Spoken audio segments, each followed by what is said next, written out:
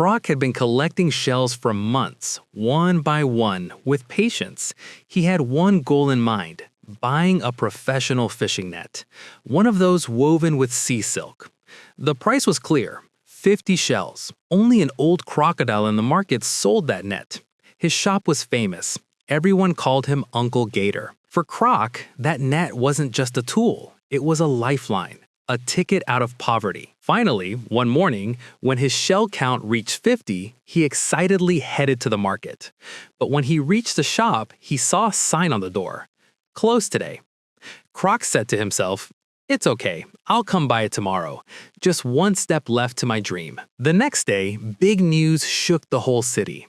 The mayor announced he was giving every crocodile a 50-shell reward. He called it the welfare bonus. All the crocodiles were happy. The market was incredibly crowded. Everyone was looking to buy.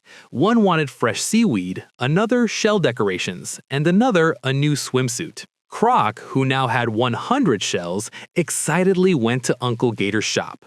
But as soon as he arrived, he saw the price of the net had become 120 shells.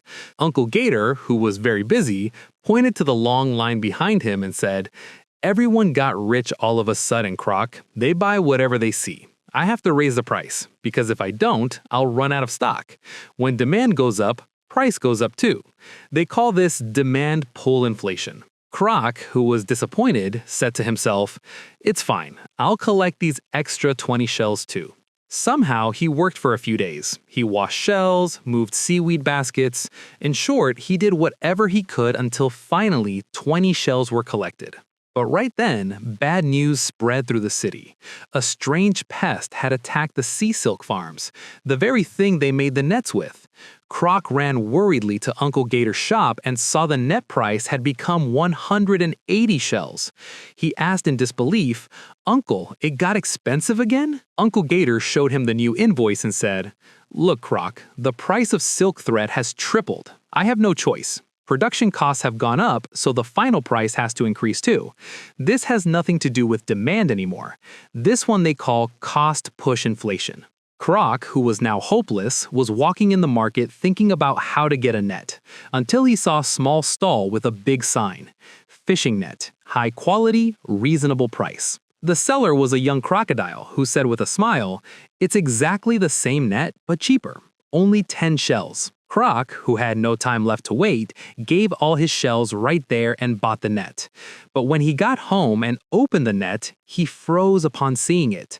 It was made of thin plastic threads. There was no sign of that sea silk.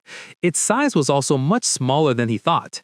With the very first throw into the water, the net tore down the middle. Croc looked at the net angrily and said, "So this is another type. Kept the price low, but cut down on quality and size. This means shrinkflation, a kind of silent price hike."